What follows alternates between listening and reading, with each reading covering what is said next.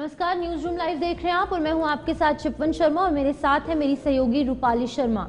इस 1 घंटे के सफर में 11 बजे से 12 बजे तक हम आपको तमाम बड़ी खबरें जो है उनसे रूबरू करवाएंगे। बड़ी अहम खबरें क्या कुछ रहने वाली है उस पर एक नजर डालेंगे। तो बिल्कुल अगले 1 घंटे चर्चा होगी। सबसे पहले बड़ी खबर की अगर बात की जाए तो पीएम मोदी का कुवैत दौरे को ये लेकर खास चर्चा होने वाली है, जहां पर आपको बता दें आज दूसरा दिन है कुवैत दौरे का और तस्वीर में पहली खबर वही है जिसपे हम चर्चा करने वाले हैं। आपको बता दें कि आज पीएम मोदी को सम्मानित भी किया जाएगा और कल भारतीय समुदाय के लोगों से पीएम मोदी ने खास बातचीत जो है इस कुवैत दौरे में की और यहां पर आपको बता दें कि डिफेंस और साथ ही साथ ट्रेडिंग दो ऐसे मुद्दे हैं जिनको लेकर चर्चा की जाएगी और वहां पर सबसे बड़ा प्रवासी समुदाय जो है भारतीय है जिनसे कल पीएम मोदी ने चर्चा भी की और यहां पर उन्होंने ये बयान दिया कि कुवैत आकर ऐसा लगा कि यहां पर मिनी हिंदुस्तान है। तो साफ तौर पर इस पर भी चर्चा करेंगे।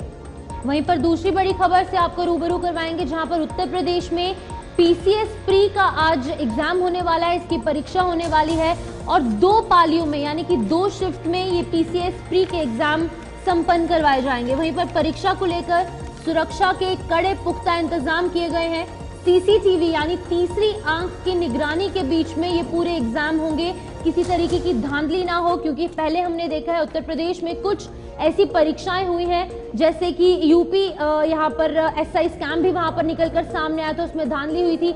इसी तरीके की खबरें फिर से ना सामने आए, तमाम सुरक्षा के इंतजाम यहाँ पर किए गए हैं। घड़ी, मोबाइल, इलेक्ट्रॉनिक डिवाइसेस केंद्र पर ले जाना जो है उस पर प्रतिबंध लगा दिया गया है और तमाम सुरक्षा के कड़े इंतजाम और सभी आईडीज जो है इन परीक्षार्थियों की चेक की जा रही है। तो बिल्कुल अगली खबर पर जो अगले 1 घंटे में चर्चा होगी वो है मोहाली में मल्टी स्टोरी बिल्डिंग जो है वो गिरी है। आपको बता दें बिल्डिंग के साइड पर जो है खुदाई का काम चल रहा था और डेप्थ ज्यादा होने के कारण उस साथ लगी बिल्डिंग जो है गिर गई है। आपको बता दें ये 5 मंजिला बिल्डिंग है जिसमें इस पर चर्चा होगी और यहाँ पर रेस्क्यू ऑपरेशन फिलहाल चल रहा है और 2 लोगों के मरने की जो आंकड़ा है वो सामने आया है और काफी ज्यादा लोग जो है मलबे में दबे हुए हैं। इस खबर पर भी चर्चा होगी क्योंकि लापरवाही साफ तौर पर यहाँ पर बढ़ती हुई नजर आई है। एनडीआरएफ की बात की जाए और आर्मी की बात की जाए तो वहां पर रेस्क्यू ऑपरेशन उनके द्वारा चलाया गया है। आपको बता दें साहिबजादा अजीत सिंह नगर सुहाना हॉस्पिटल के पास ये पूरा जो वाकया है वो पेश आया है। इस पर भी चर्चा होगी क्योंकि जिस तरीके से ये आज सुबह सवेरे खबर आई है, क्योंकि आपको बता दें कि यहाँ पर मरने वालों की संख्या 2 है। कल एक लड़की की मौत हुई थी, अभी एक पुरुष का शव बरामद हुआ है। तो इस पर भी खास चर्चा होगी और देखना है कि क्या कुछ निकलकर यहाँ सामने आए। वहीं पर संभल के हवाले से भी बात की जाएगी, क्योंकि संभल में जिस तरीके से संभल हिंसा को लेकर जो पूरी तहकीकात है वो की जा रही है, एएसआई की टीम द्वारा बड़े खुलासे यहाँ पर संभल में किए जा रहे हैं। संभल में प्राचीन मंदिर मिलने के बाद कई बड़े खुलासे सामने आ रहे हैं। पिछले 2 दिन से एएसआई की टीम जो है वो संभल में मौजूद है। लगातार सर्वे उनके द्वारा किया जा रहा है और एक के बाद एक लगातार नए खुलासे हो रहे हैं। संभल में कुएं की खुदाई में सुरंग पाई गई है और पुरानी इमारत में तहखाना होने की भी संभावना है। अभी इस पर मोहर नहीं लगी है, यानी कि कुछ श्योरिटी नहीं है, लेकिन फिलहाल संभावना ये जताई जा रही है कि पुरानी इमारत में तहखाना हो सकता है। 2 जेसीबी लगाकर प्राचीन बावली कुएं की खुदाई शुरू की गई है और इस दौरान जमीन के नीचे प्राचीन इमारत भी निकली है और तहखाना होने का भी अनुमान यहाँ पर लगाया जा रहा है और तमाम तस्वीरें भी आपके सामने, जहां पर ये 4 बड़ी खबरों पर आज हम चर्चा करेंगे। तो बिल्कुल यहाँ पर न्यूज रूम लाइव की अगर बात की जाए तो सबसे पहले अहम खबर की शुरुआत करते हैं। पीएम मोदी का कुवैत दौरा आज दूसरा दिन है और आपको बता दें इससे जुड़े अपडेट्स आपसे साझा कर रहे हैं, जहां पर कल जो है प्रधानमंत्री नरेंद्र मोदी कुवैत दौरे के लिए निकले थे। आज दूसरा दिन है और इसी में आज पीएम मोदी को सम्मानित किया जाएगा। यहाँ पर भारतीय समुदाय के साथ चर्चा भी की। कुवैत के बायन पैलेस में गार्ड ऑफ ऑनर का सम्मान जो है वो दिया जाएगा और कल पीएम मोदी ने जिस तरीके से भारतीय समुदाय को संबोधित किया था, कई सारी बातें उनकी तरफ से भारतीय समुदाय के लोग जो कुवैत में रह रहे हैं उनको कही गई थी। यहाँ पर उनका ये भी कहना है कि कुवैत में जिस तरीके से हिंदुस्तानी आकर बसे हैं तो ये मिनी हिंदुस्तान जो है कुवैत लग रहा है और आज उन्हें जो है सम्मानित किया जाएगा और आपको बता दें ये कार्यक्रम जो है बायन पैलेस है जो कि कुवैत में है और उन्हें गार्ड ऑफ ऑनर से नवाजा जाने वाला है। अगर प्रधानमंत्री नरेंद्र मोदी की बात की जाए तो एज अ ग्लोबल लीडर वो हम इमर्ज होते हुए नजर आए हैं और ये कुवैत के दौरे की खास बात यहाँ पर ये रही कि लोगों की तरफ से भी ये बयान आया कि 4 दशक में पहला ऐसा प्रधानमंत्री है जो यहाँ पर आया और भारतीय समुदाय के साथ भी बात की, क्योंकि इससे पहले 1981 में तत्कालीन प्रधानमंत्री इंदिरा गांधी गई थी।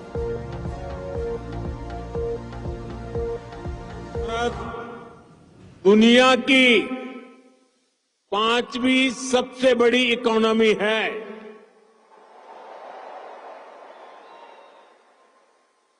आज दुनिया का नंबर 1 फिनटेक इकोसिस्टम भारत में है। आज दुनिया का तीसरा सबसे बड़ा स्टार्टअप इकोसिस्टम भारत में है। आज भारत दुनिया का दूसरा सबसे बड़ा मोबाइल निर्माता देश है। मैं आपको एक आंकड़ा देता हूं और सुनकर आपको भी अच्छा लगेगा। बीते 10 साल में भारत ने जितना ऑप्टिकल फाइबर बिछाया है, भारत में जितना ऑप्टिकल फाइबर बिछाया है उसकी लंबाई वो धरती और चंद्रमा की दूरी से भी 8 गुना अधिक है।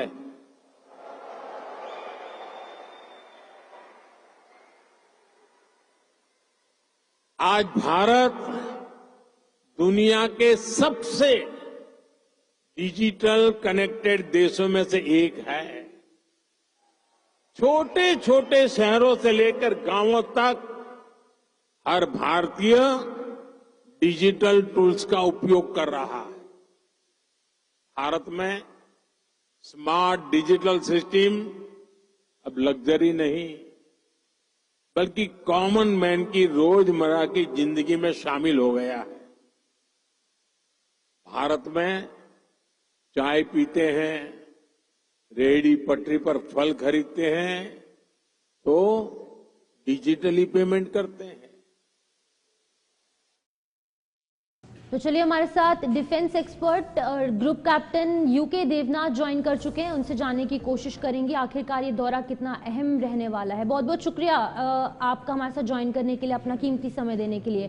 कैप्टन जी, बताइएगा, यहाँ पर जिस तरीके से हम देख रहे हैं कि पिछले 2 दिन से प्रधानमंत्री नरेंद्र मोदी जो है वो कुवैत पहुंचे हैं। इस दौरान जो भारतीय समुदाय के लोग वहां पर रह रहे हैं उनसे भी उन्होंने वार्तालाप की है, उनसे बातचीत की है, सीधे संवाद किया है। पहले ये बताएगा कि कितना अहम ये दौरा हो सकता है, क्योंकि बायलैटरल टॉक्स का सिलसिला भी देखने को मिल रहा है। पीएम मोदी वहां के प्रिंस से भी बातचीत करेंगे। कितना अहम ये दौरा रहने वाला है?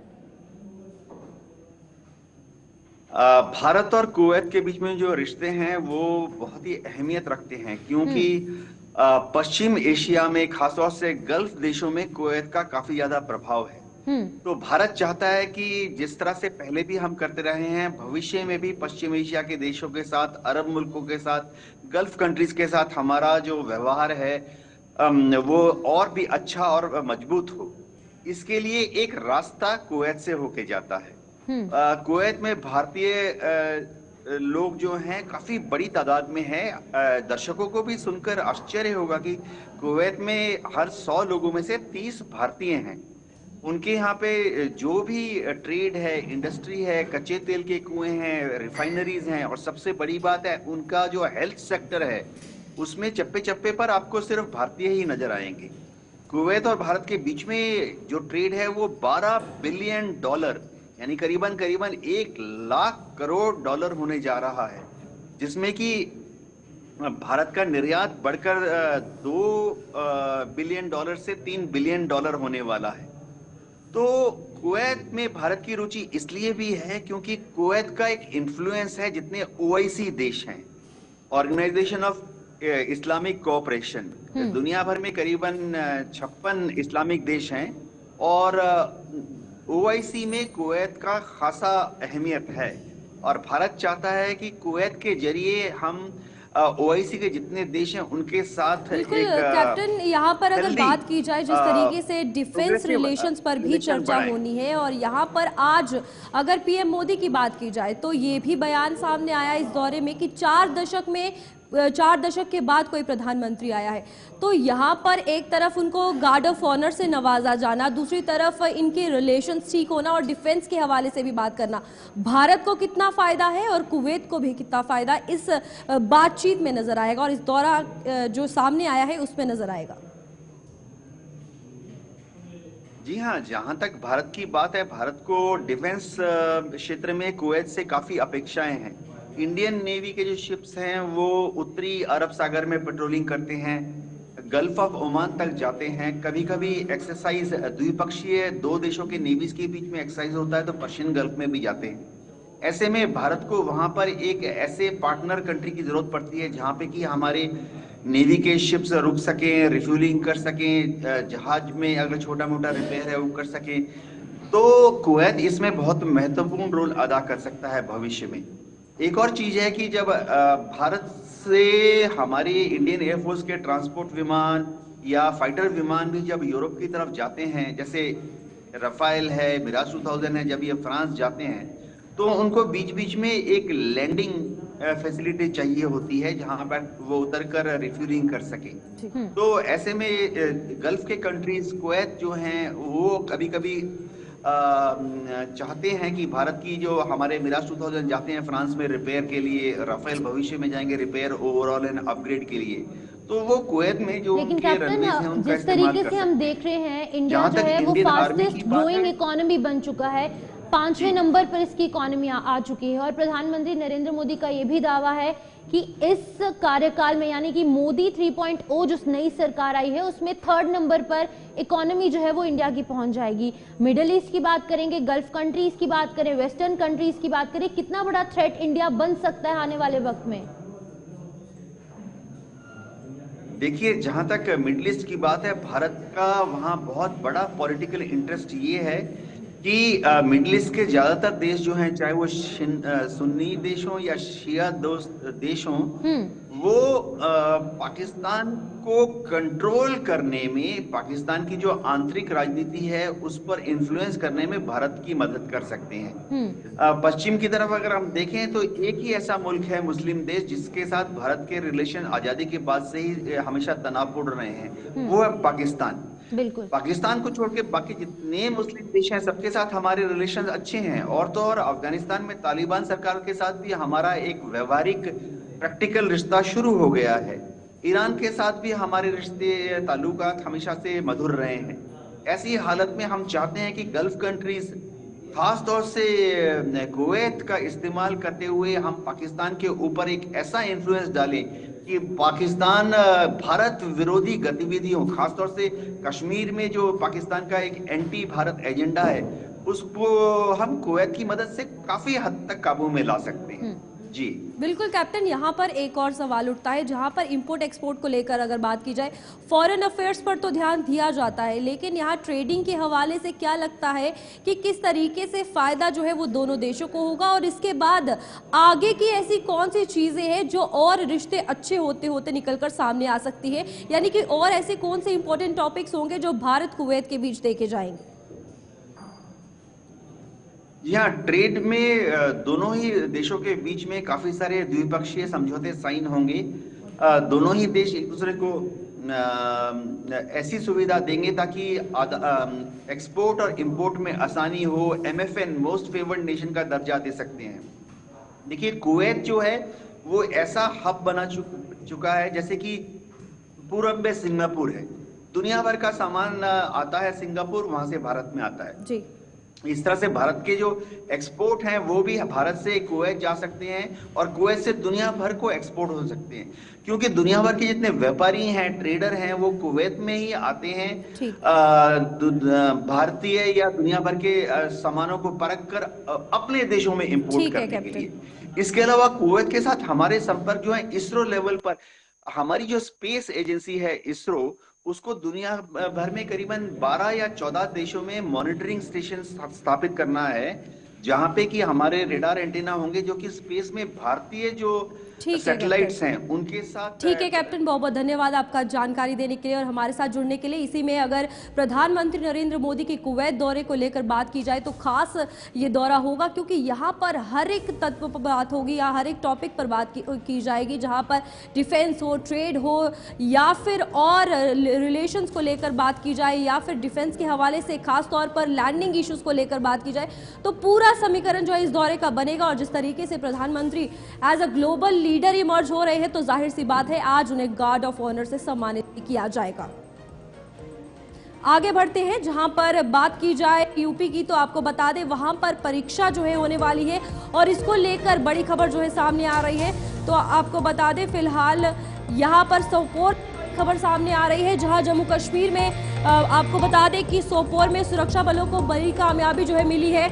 2 आतंकियों के सहयोगियों को जो है गिरफ्तार कर लिया गया है। आपको बता दें पिस्तौल और गोला बारूद भी बरामद किए गए हैं। यहाँ पर आतंकवाद के हवाले से अगर बात की जाए तो आपको बता दें सुरक्षा बल सेना जो है लगातार आतंकवाद के खिलाफ ये अभियान चला रही है और आतंकवाद का खात्मा करने के लिए, जम्मू कश्मीर को आतंकवाद मुक्त बनाने के लिए लगातार कोशिशें जो है वो की जा रही है, जिसमें ये बड़ी कामयाबी मिली है। और यहाँ पर जम्मू कश्मीर के हवाले से अगर बात की जाए, सोपोर में 2 व्यक्ति जो है गिरफ्तार किए गए हैं, जिनसे भारी मात्रा में गोला और बारूद बरामद किए गए हैं। बिल्कुल, ये तस्वीर आपके सामने, ये वही 2 यहाँ पर व्यक्ति हैं जिन्हें की गिरफ्तार किया गया है सेना द्वारा। पिस्तौल इनसे बरामद की गई है, गोला बारूद बरामद किया गया है और भी काफी सारी कुछ सस्पिशियस जो चीजें हैं वो बरामद की गई हैं। जिला बारामूला के सोपोर से ये तस्वीर सामने आ रही है, जहां पर जम्मू कश्मीर में सिक्योरिटी फोर्स सुरक्षा बलों को एक बड़ी कामयाबी हाथ लगी है, जहां पर सोपोर में आतंकियों के 2 सहयोगी यानी कि ओवरग्राउंड वर्कर्स जो है, जिनका इनका नेटवर्क जो है पूरे जम्मू कश्मीर में फैला हुआ है, जहां पर टेररिस्ट के खिलाफ लगातार अभियान चलाया जा रहा है। लेकिन सबसे बड़ी चुनौती, सबसे बड़ा चैलेंज सिक्योरिटी फोर्सेस और सिक्योरिटी एजेंसीज के सामने ये है किस तरीके से इस OGW नेटवर्क को तोड़ा जाए। तो बिल्कुल अधिक जानकारी लेंगे इस मामले को लेकर। इरशाद भट्ट हमारे साथ, हमारे संवाददाता जुड़ चुके हैं। इरशाद, बताइएगा क्या कुछ अपडेट निकलकर सामने आ रहा है, क्योंकि आतंकवाद की अगर बात की जाए 2 लोग गिरफ्तार किए गए हैं, गोला बारूद बरामद किया गया है, किसी बड़ी साजिश को अंजाम दिया जा सकता था और उसे नाकाम किया गया है। देखिए बिल्कुल सोपोर के इलाके की बात करें, जहाँ पे कल जो है एक नाके के दौरान जो है इन 2 OGWs को जो है गिरफ्तार किया गया। इनकी टेबल से जो है काफी तादाद में रिकवरी भी सामने आई है। इसमें बाकायदा तौर पर ये बताया जाता है पिस्टल के साथ साथ ग्रेनेड, चाहे मैगजीन, चाहे दीगर जो पैसे हैं वो रिकवर किए गए। फिलहाल जो है जांच सोपोर पुलिस की जानिब से लगातार जारी है, क्योंकि बताया जाता है कल जो है 32 राष्ट्र राइफल्स यानी कि 32 राष्ट्र राइफल्स के साथ साथ दीगर जो वहाँ पे फौज है, CRPF, जम्मू कश्मीर पुलिस, उनको ये इत्तला मिली थी कि ये इस नाके की ओर आ रहे थे। जो ही ये नाके के पास पहुंचे और उसी वक्त जो है इनको गिरफ्तार किया गया। हालांकि ये जो नाम सामने आए, जो 2 सस्पेक्ट्स यानी कि जो OGWs हैं, जो अलग अलग इलाकों से जो है ताल्लुक रखने वाले, और बाकायदा तौर पर इनके जो नाम सामने आए हैं, रशीद अहमद भट्ट सनाब गुलाम मोहम्मद भट्ट और इसके साथ साथ साजिद इस्माइल हुरू सनाब मोहम्मद इस्माइल हुरू, ये अवंतीपोरा, ये माफ कीजिएगा बिजवाड़ा के रहने वाले हैं। और बाकायदा तौर पर इस वक्त जो है इन्वेस्टिगेशन लगातार जारी है, क्योंकि जो नजदीकी थाना है वहाँ पे केस भी दर्ज किया गया और तहकीकात जो है वो लगातार जारी है। सामने ये है कि OGW का जो यहाँ पर एक नेटवर्क है, जो जाल ग्राउंड लेवल पर काम कर रहा है, वो सबसे बड़ा चैलेंज सिक्योरिटी फोर्सेस के सामने है। इसके अगेंस्ट किस तरीके से काम किया जा रहा है फिलहाल अभी सिक्योरिटी एजेंसीज द्वारा की बात करें, क्योंकि लगातार जो है यहाँ पे जो मिलिटेंट की गिरफ्तारी अमल में लाई जाती है या तो वो इनकाउंटर में जो है मारे जाते हैं, और इससे पहले भी बहुत सारे ऑपरेशन यहाँ पे अंजाम दिए गए। चाहे हम सोपोर इलाके की बात करें, क्योंकि रिसेंटली आपको पता ही है, क्योंकि सोपोर का जो नजदीकी इलाका है वहाँ पे अलग अलग इनकाउंटर में जो है तकरीबन 2-3 मिलिटेंट जो है वो हलाक किए गए। चाहे हम बांडीपोरा की बात करें या इसके साथ साथ कुपवाड़ा के अपर रीचेस के हवाले से बात करें, क्योंकि देखा जाए यहाँ पे सिक्योरिटी फोर्सेज जो है चाको चौबंद है, क्योंकि इन्फिल्ट्रेशन बिड को जो है हर हमेशा यहाँ पे नाकामयाब किया जाता है और गिने चुने कुछ मिलिटेंट्स हैं वो सरहद के इस बात। ठीक है इरशाद, बहुत बहुत धन्यवाद आपका जानकारी देने के लिए। इसी के साथ सोपोर की अगर बात की जाए, यहाँ पर 2 लोग जो है गिरफ्तार किए गए हैं, जहाँ पर भारी गोला बारूद भी उनसे बरामद किया गया है। आगे बढ़ेंगे, जहाँ पर आपको बता दें कि प्रधानमंत्री के कुवैत दौरे को लेकर बातचीत कर रहे थे, तो वो भारतीय श्रमिकों को संबोधित करते हुए नजर आ रहे हैं। सुनिए। आईटीआई में કર્યું। अच्छा, અને અહીંયા કામ મળી ગયું। अच्छा, તો બાપુજી બધા નવસારીમાં રહે છે કે આજુબાજુ ગામડામાં રહે છે? ગામડામાં જ। તો આ બધાને કેમ છો કે બોલતા શીખવાડ્યું કે નહીં? બધાને શીખવાડ્યું ને। કેમ છો? હા। અને ઢોકળા ખાતા શીખવાડી દીધા હશે। हाँ, प्रधानमंत्री को मेरे हार्दिक प्रणाम है। बाबू जय जगन्नाथ। जय जगन्नाथ सर, जय जगन्नाथ। आप कहाँ से हैं उड़ीसा में? जी, मैं उड़ीसा से गंजाम जिला से हूँ। मेरा परिवार में मेरे माता पिता, मेरा भाई बहन, चाचा चाची, मामा मामी सब रहते हैं। मैं इधर कुवैत में 16 महीना हुआ आने में। पहली बार मैं ये विदेश में आ रहा हूँ। कॉल्सपिक ने मेरे को मौका दिया अपने साथ आके काम करने के लिए। और क्या काम करते हैं? जी, मैं इधर कॉल्सपिक में मेटल डिपार्टमेंट में काम करता हूँ। और वहाँ पर पढ़ाई कहाँ की? जी, मैं गंजाम में खलीकोट में पढ़ाई किया था। आपने जो उड़ीसा को इतना बड़ा मौका दिया है, वो प्रवासी भारत दिवस मनाने के लिए जो इतना बड़ा मौका दिया है, इस वजह से हमारा उड़ीसा अपना इतिहास और अपना संस्कृति को पूरा विश्व के सामने दिखाने का एक बहुत बड़ा मौका मिलेगा। इसके लिए आपको बहुत बड़ा धन्यवाद है। और तो आपको पता है कितना बड़ा होने वाला है अवसर? जी, बहुत। हाँ। जी, बहुत पता है मेरे को। और इसके लिए एक उड़िया से तरफ से आपको कोटि कोटि नमस्ते है। जय जगन्नाथ। भारत अभी इतने आगे जा रहा है कि इसका पीछे जानना पड़ेगा किसका हाथ है।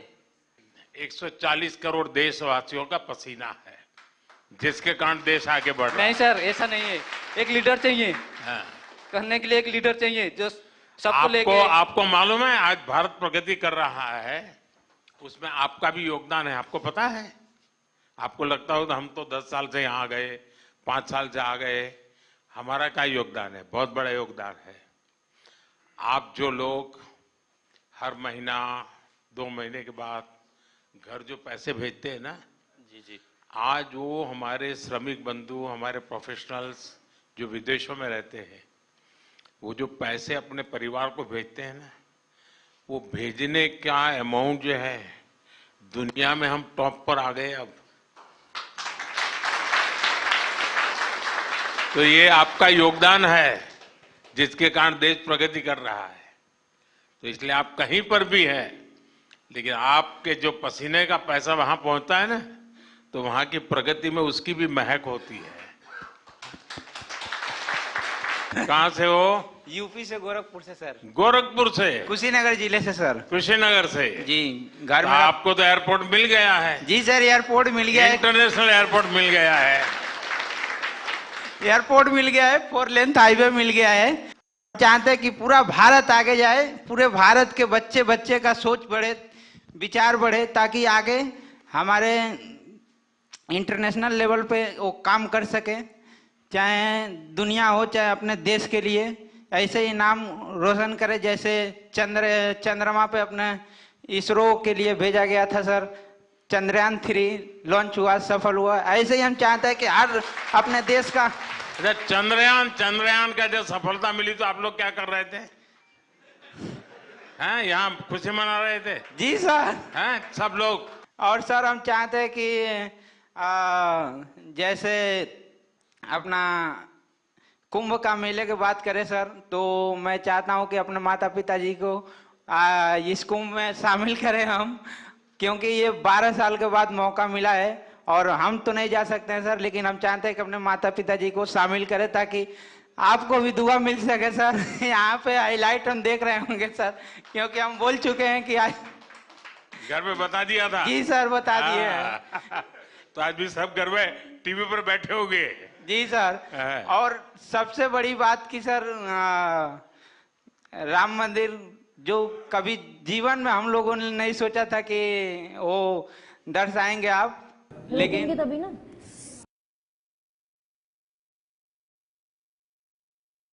नरेंद्र मोदी जो है वो भारतीय श्रमिकों से सीधे संवाद करते नजर आ रहे थे।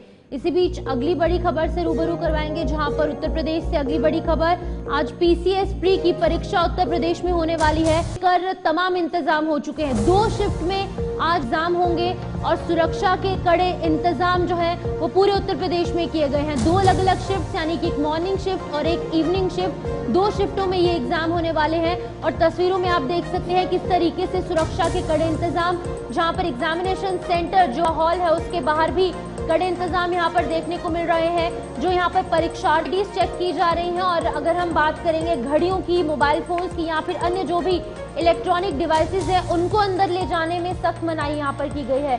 परीक्षा को सकुशल संपन्न करवाने के लिए बड़ी संख्या में पुलिस बल को तैनात और उत्तर प्रदेश पीसीएस प्रारंभिक परीक्षा 2024 को सकुशल संपन्न करवाने के लिए तैयारियों को मुकम्मल कर लिया गया है। बता दें कि परीक्षा केंद्रों पर परीक्षार्थी भी पहुंच चुके हैं और ये परीक्षार्थियों की चेकिंग सही ढंग से जो पुलिस फोर्स वहां पर मौजूद है वो कर रही है। परीक्षा को सकुशल संपन्न करवाने के लिए तमाम तैयारियां हो चुकी हैं और जो पहली पाली होने वाली है, जो प्रथम पाली जो मॉर्निंग शिफ्ट है वो 9:30 बजे से लेकर 11:30 बजे तक होगी। वहीं पर जो दूसरी पाली होने वाली है, जो सेकेंड शिफ्ट होगी, वो दोपहर 2:30 बजे से लेकर 4:30 बजे तक ये एग्जाम होने वाला है, ये परीक्षा होने वाली है। यानी कि 2 अलग अलग फेजेस में ये एग्जाम होगा, 2 घंटे का एग्जाम होगा और सुबह 9:30 से लेकर 11:30 और दोपहर जो होगी, जो इवनिंग शिफ्ट रहने वाली है वो 2:30 बजे से लेकर 4:30 बजे तक होगी। तस्वीरों में आप देख सकते हैं सभी सुरक्षा के कड़े इंतजाम किए गए हैं और खास तौर पर सीसीटीवी कैमरास वहां पर इंस्टॉल किए गए हैं ताकि तीसरी आंख की निगरानी के लिए वहां पर जो है वो पूरे सुरक्षा के कड़े इंतजाम किए जाएं। हमारे साथ हमारे संवाददाता ज्वाइन कर चुके हैं अमेठी से, कुलदीप सिंह। कुलदीप, बताइएगा किस तरीके से वहां पर जो पुलिस बल मौजूद है, किस तरीके के इंतजाम वहां पर जा रहे हैं, क्योंकि अक्सर हमने देखा है पहले भी उत्तर प्रदेश में कुछ धांधलियां हो चुकी है एग्जाम्स में, इस बार किस तरीके की और ज्यादा अच्छी तरीके से तैयारियां की गई हैं? बिल्कुल, बात की जाए तो जिले में उत्तर प्रदेश के एग्जाम हो चुका है और खत्म होने में महज कुछ ही मिनट बचे हैं। बात की जाए तो कुल 12 ऐसे सेंटर बनाए गए हैं जहां पे 350।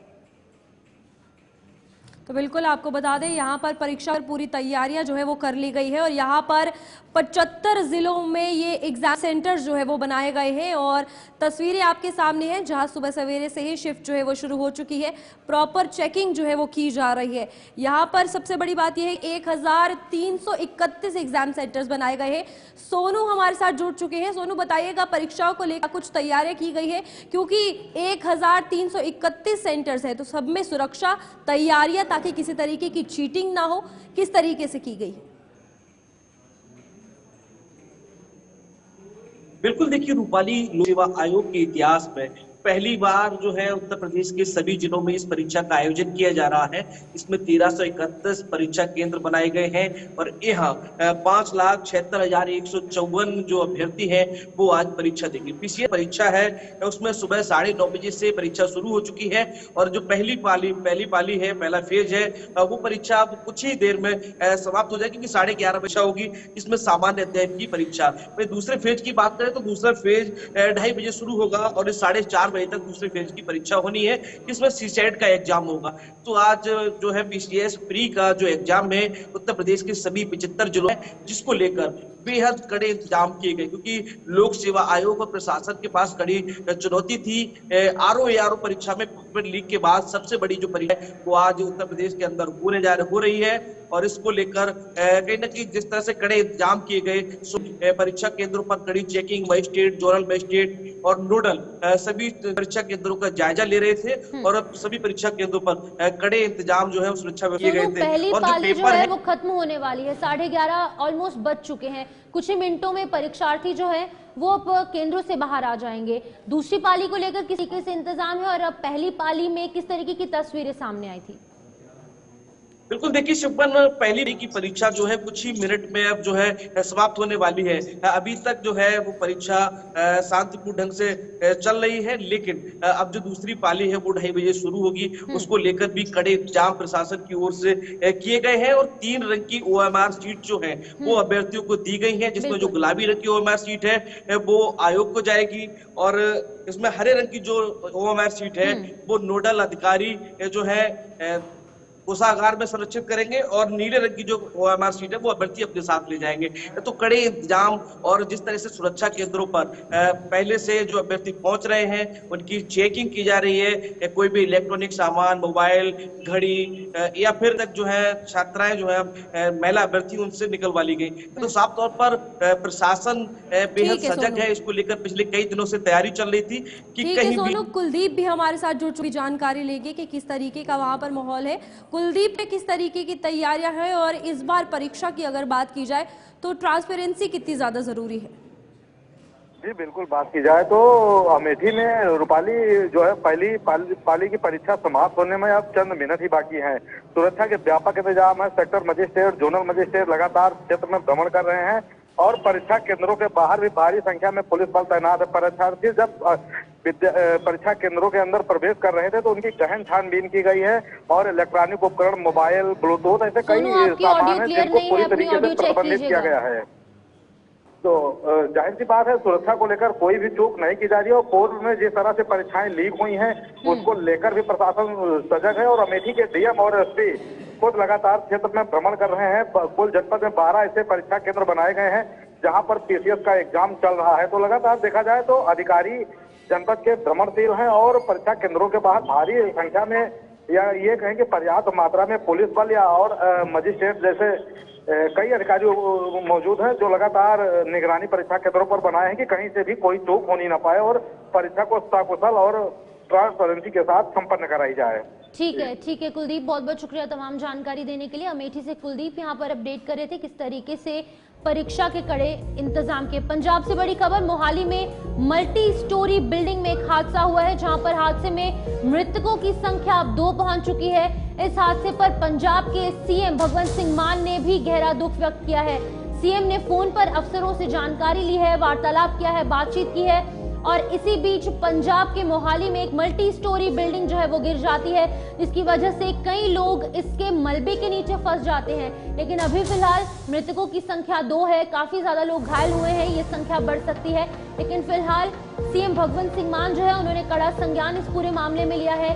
पूरी इस हादसे की जानकारी उनके द्वारा ली गई है और साफ तौर से कहा गया है कि प्रशासन की तरफ से हर संभव मदद जो है वो इन मृतकों के परिजनों की जाएगी, जो घायल यहाँ पर लोग हैं उनकी भी की जाएगी। लेकिन रेस्क्यू ऑपरेशन अभी भी जारी है। SDRF की टीम्स, NDRF की टीम्स जो है मौके पर पहुंच चुकी है।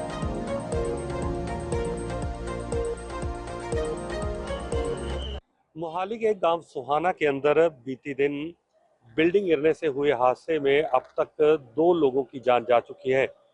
हम कह सकते हैं कि कल देर शाम को एक लड़की का शव बरामद किया गया था जिसकी पहचान 20 वर्षीय दृष्टि के रूप में हुई थी और वो हिमाचल की रहने वाली थी। लेकिन अभी आज सुबह के रेस्क्यू ऑपरेशन में एक और शव बरामद किया गया है। जो उस लड़के का नाम अभिषेक बताया जा रहा है, उसका डेड बॉडी जो है वो NDRF ने बरामद कर ली। इस वक्त हम सुहाना के अंदर मौजूद हैं, उसी गाँव के अंदर जहाँ पर ये पूरी की पूरी बिल्डिंग गिरी है और तस्वीरें हम आपको सीधी सुहाना गांव की उसी घटना से दिखा रहे हैं जहां पर ये 3 मंजिला जिम और जो PG की इमारत कल देर शाम करीब 5 बजे यहाँ पर ये इमारत गिरी थी। और देख सकते हैं तस्वीरें, NDRF सेना की टुकड़ी यहाँ पर मौजूद है, NDF के जवान यहाँ पर मौजूद हैं और पंजाब पुलिस के जवान यहाँ पर मौजूद हैं और बड़ी बड़ी मशीनों के जरिए आप तस्वीरें देख सकते हैं कि सबसे पहले कैमरामैन को कहूँगा तस्वीरें, ये बड़ी बड़ी जो मशीनें हैं UGV मशीनें इनको कहा जाता है, JCB मशीनें, जिसके जरिए अब पत्थर भारी जो मलबा है उनको हटाने का प्रयास किया जा रहा है। और तस्वीरें में जो आप देख सकते हैं कि अभी 2 बड़े जो लैंटर हैं वो ये जो आप तस्वीरों में देख रहे हैं इनको उठाया जाना बाकी है और इसके नीचे अब देखना होगा कि और कितने लोग जो हैं वो दबे हुए हैं जिनको निकाला जाना बाकी है, क्योंकि आशंका जताई जा रही है कि अभी भी 3 से 4 लोग जो हैं वो इस मलबे के नीचे हो सकते हैं। लेकिन बड़े बड़े पत्थर हैं, भारी मलबा है और ये मलबा हटेगा तब ये जानकारी मिल पाएगी कि आखिरकार इस हादसे के अंदर कितने लोग अपनी जान जो है वो गंवा चुके हैं। लेकिन तस्वीरें लगातार आप देख सकते हैं, म्यूनिसिपल कॉरपोरेशन के जो टैंकर हैं, क्योंकि अंदर सीवरेज का पानी देखिए बहुत ज़्यादा मौजूद है और उसको निकालने के लिए भी यहाँ पर जो टीमें हैं की गई हैं। और ख़ास तौर पर आप देख सकते हैं कि NDRF की टीमें यहाँ पर मौजूद हैं, सेना के जवान यहाँ पर जो हैं वो डटे हुए हैं और लगातार पिछले करीब करीब 17 घंटे से ये रेस्क्यू ऑपरेशन जो है वो लगातार जारी है और आने वाले समय तक ये बड़े बड़े पत्थर नहीं हटाए जाएंगे तब तक ये रेस्क्यू ऑपरेशन लगातार जारी रहेगा। यहाँ पर आप देख सकते हैं कि एम्बुलेंस की टीमें, क्योंकि हाई अलर्ट पर रखा गया था स्वास्थ्य विभाग की टीमों को, और साथ साथ फायर ब्रिगेड यहाँ पर उनकी यहाँ पर मौजूद है टीम, और खासतौर पर नगर निगम के जो ट्रैक्टर आप देख सकते हैं जो मलबा हटाने के लिए वो भी यहाँ पर तैनात किए गए हैं।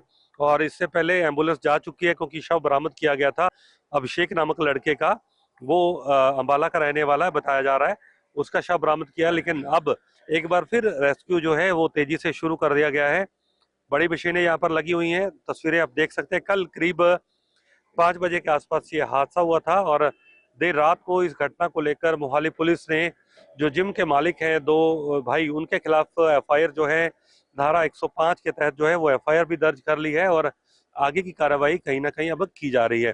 तो जहां तक इस पूरी बिल्डिंग का सवाल है तो बताया जा रहा है कि कमर्शियल बिल्डिंग ये थी और यहाँ पर शायद इसकी मंजूरी भी नगर निगम से नहीं ली गई थी क्योंकि पूरा ये रेजिडेंशियल इलाका है। एक ही यहाँ पर ये बिल्डिंग थी जो कमर्शियल कामों के लिए यहाँ पर की जा रही थी। जिम था, यहाँ पर पीजी बना हुआ था जिसमें लड़कियां रहती थी। और नगर निगम को लेकर भी अब देखना होगा कि क्या वो इस पूरी बिल्डिंग को लेकर या फिर इस सोहाना गांव के अंदर और भी जो पीजी या इस तरीके से कमर्शियल बिल्डिंग है उन पर क्या कुछ कार्रवाई की जाती है, उन पर आगे की क्या कार्रवाई होती है, ये भी देखने वाली बात होगी। क्योंकि जो लोगों का कहना है कि इस इलाके के अंदर तंग गलियों के अंदर कई ऐसी कमर्शियल बिल्डिंग है जो अवैध रूप से जो चलाई जा रही हैं और उनका परमिशन नगर निगम की तरफ से नहीं लिया गया। ये देखिए नीचे डॉक्टर की यहाँ पर जो टीमें हैं उनकी भी बकायदा यहाँ पर तैनाती की गई है क्योंकि अगर कोई व्यक्ति यहाँ पर जिंदा निकलता है, सांस है, तो उनको तुरंत मेडिकल सहूलत दी जाए।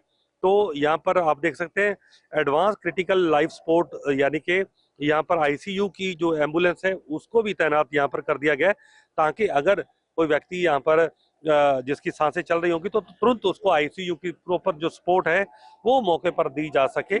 और यही कारण है कि तमाम इमरजेंसी जो कहीं ना कहीं जो नॉर्म होते हैं उनको यहाँ पर अप्लाई किया गया है। और अब आप देख सकते हैं तस्वीरें, क्योंकि ये बड़ा पत्थर हटने के बाद करीब करीब ये तस्वीर जो है वो साफ हो जाएगी कि आखिरकार मलबे के नीचे और कितने लोग नीचे दबे हुए हैं। क्योंकि ये बड़ा पत्थर जैसे ही हटेगा तो इसके नीचे ही कहा जा सकता है कि कुछ और लोगों के दबे होने की जो उम्मीद जो है, आशंका जो है वो जताई जा रही है। और जैसे ही ये पत्थर पूरी तरीके से यहाँ से हटा लिया जाएगा तो रेस्क्यू ऑपरेशन भी लगभग जो है वो मुकम्मल कर लिया जाएगा। तो सेना के जवान डटे हुए हैं और किसी भी वक्त ये रेस्क्यू जो है ये पत्थर हटने के बाद वो रेस्क्यू ऑपरेशन जो है लगभग कहीं ना कहीं मुकम्मल होता नजर आएगा। तो हम कह सकते हैं कि एक बड़ी लापरवाही की वजह 2 शव अब तक बरामद किए जा चुके हैं, लेकिन पिछले करीब 17 घंटे से ज़्यादा समय हो चुका है। ये रेस्क्यू ऑपरेशन लगातार आगे भी जारी है। कैमरामैन विकास के साथ में नवदीप छाबड़ा, JK 24/7 न्यूज़, मोहाली। तो जहां पर तस्वीरों में आपने साफ देखा किस तरीके से मोहाली में अभी फिलहाल भी रेस्क्यू ऑपरेशन जो है वो चलाया जा रहा है। एम्बुलेंस और यहाँ पर जो स्वास्थ्य विभाग है उसकी टीमों को अलर्ट पर रखा गया है। साफ तौर से आपने एम्बुलेंस की तस्वीरें भी देखी। वहीं पर दूसरी तरफ क्रेन्स की मदद से जो पूरा का पूरा मलबा है उसको उठाने का कार्य किया जा रहा है। अभी फिलहाल मृतकों की संख्या 2 है, लेकिन आगे आने वाले वक्त में ये संख्या बढ़ सकती है क्योंकि अभी फिलहाल रेस्क्यू ऑपरेशन किया जा रहा है।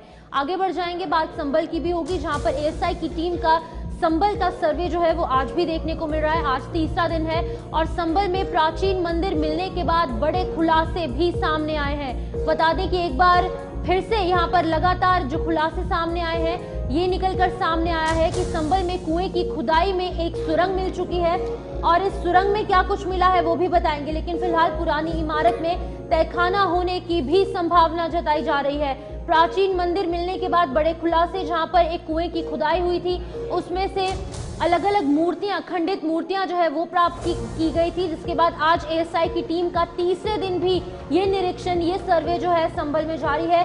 संभल के चंदौसी में शनिवार शाम कुएं की खुदाई के दौरान सुरंग मिली है और 2 जेसीबीज यहां पर लगाए गए हैं और लगातार प्राचीन बाबली कुएं की खुदाई शुरू कर दी गई है। इस दौरान जमीन के नीचे प्राचीन इमारत निकली है और तहखाना होने का भी अनुमान यहां पर लगाया जा रहा है। पूरी संभावना यह है कि इस इमारत के नीचे तहखाना भी हो सकता है, लेकिन अभी फिलहाल एएसआई की टीम जो है वो लगातार काम कर रही है। लगातार संभल में सर्वे का काम जो है वो जारी है। तस्वीरों में भी आप देख सकते हैं लगातार पुलिस बल भी उन एएसआई के जो यहाँ पर अधिकारी हैं उनके साथ मौजूद है, क्योंकि एकजुट होकर काम किया जा रहा है।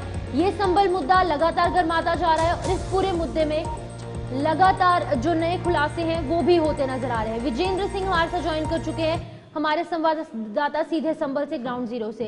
विजेंद्र, बताइएगा अभी की क्या कुछ अपडेट निकलकर सामने आ रही है, जहां पर आज तीसरा दिन है, एएसआई की टीम का सर्वे आज भी जारी है, क्या कुछ नई अपडेट सामने आई है?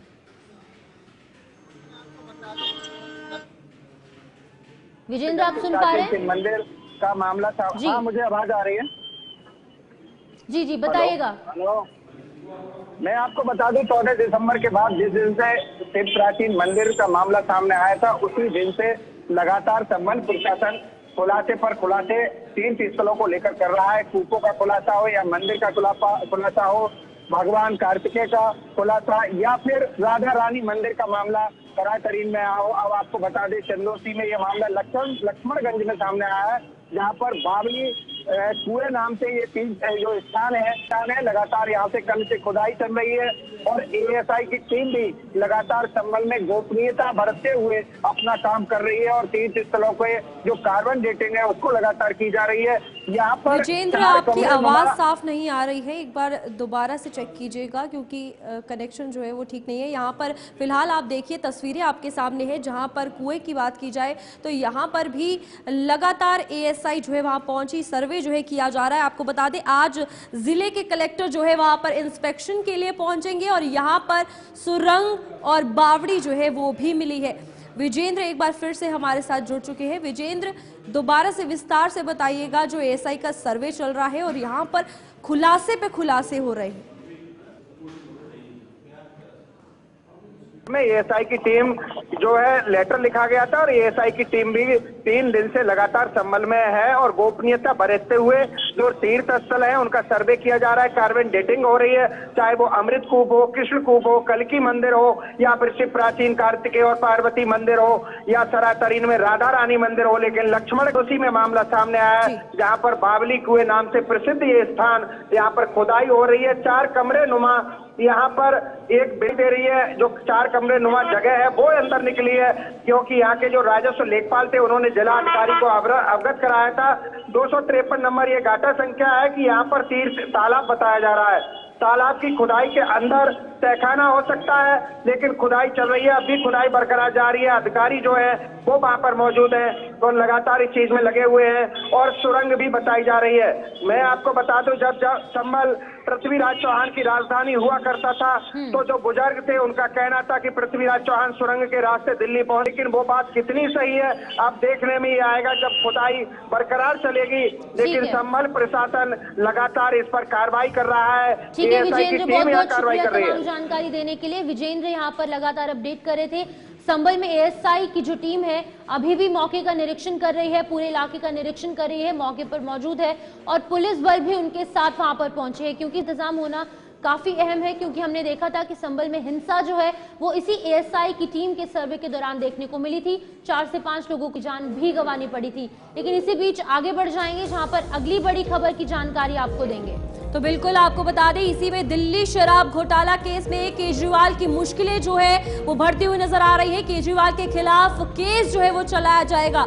आपको बता दें एलजी ने ईडी को केस की मंजूरी दे दी है, तो साफ तौर पर अब आम आदमी पार्टी के नेता बीजेपी और एलजी जो है पूरे तरीके से पलटवार भी करते हुए नजर आ रहे हैं। यहाँ पर अब सियासी संग्राम एक बार फिर से छिड़ता हुआ नजर आएगा, जहां पर शराब नीति घोटाले में ईडी को केस चलाने की मंजूरी जो है वो मिल गई है। और आपको बता दें कि आम आदमी पार्टी ने भी इसमें बयान जो है वो दिया है और उनकी तरफ से ये कहना है कि अगर इजाजत मिल गई है तो कॉपी जो है वो दिखाई जाए। यहाँ पर फिलहाल आपको बता दें 5 दिसंबर को एलजी से केस चलाने की अनुमति जो है वो मांगी थी ईडी ने, और अब ईडी ने मंजूरी दे दी है। और यहाँ पर अब सियासी बवाल फिर से नजर आएगा, क्योंकि पहले जिस तरीके से ये देखने को मिला कि इस शराब घोटाले में कई और नेता भी जो थे उन्हें भी जेल जाना पड़ा था, तो अब मुश्किलें जो है वो बढ़ती हुई नजर आ रही है। इसी में सीएम आतिशी ने क्या कुछ कहा है अपने अकाउंट एक्स पर,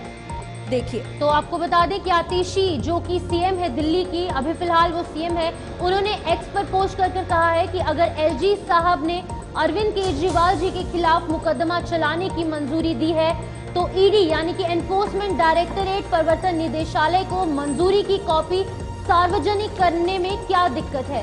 ये खबर सिर्फ लोगों को गुमराह करने, मुद्दों से भटकाने के लिए फैलाई जा रही है। भारतीय जनता पार्टी से ये साजिशें बंद करने को कहा गया है। उन्होंने कहा है कि सच सामने लाया जाए। ये तमाम वो जो अल्फाज हैं, जो यहाँ पर वर्ड्स हैं, वो आतिशी ने अपने ऑफिशियल एक्स पर लिखे हैं। मनीष सिसोदिया जो कि आम आदमी पार्टी के दिग्गज नेता हैं, जिन्हें की जेल भी जाना पड़ा था, उन्होंने क्या कुछ लिखा है। उन्होंने कहा है कि अगर एलजी सक्सेना जी ने अरविंद केजरीवाल जी के खिलाफ मुकदमा चलाने की मंजूरी दी है तो ईडी उस मंजूरी की कॉपी क्यों नहीं दिखा रही। ये साफ है कि ये खबर झूठ और गुमराह करने वाली है। बाबा साहेब के अपमान के मुद्दों से ध्यान भटकाने के लिए जुमलेबाजी बंद करो और दिखाओ कहां पे है ईडी को मुकदमा चलाने के लिए दी गई मंजूरी। तो मनीष सिसोदिया हो या फिर मुख्य तमाम जो आम आदमी पार्टी के नेता हैं वो भारतीय जनता पार्टी और साथ ही साथ एलजी पर हमलावर नजर आ रहे हैं, क्योंकि अरविंद केजरीवाल की जो मुश्किलें हैं वो अब बढ़ सकती हैं, क्योंकि एलजी जो है उन्होंने मंजूरी दे दी है ईडी को कि अब आगे ये जो केस है इस पर और गहनता से चर्चा की जाए। तो बिल्कुल इस घंटे में हमने चर्चा की कि कौन सी वो अहम खबरें ली जिस पर लगातार जो है आज पूरे दिन एक तरफ सियासी संग्राम देखा जाएगा तो कई बड़े खुलासे जो है वो होंगे और यहाँ पर परीक्षाएं भी करवाई जा रही है, तो दूसरी तरफ सेना को बड़ी कामयाबी सोपोर। न्यूज़ रूम लाइव में इतना ही, हमें दीजिए इजाजत, नमस्कार।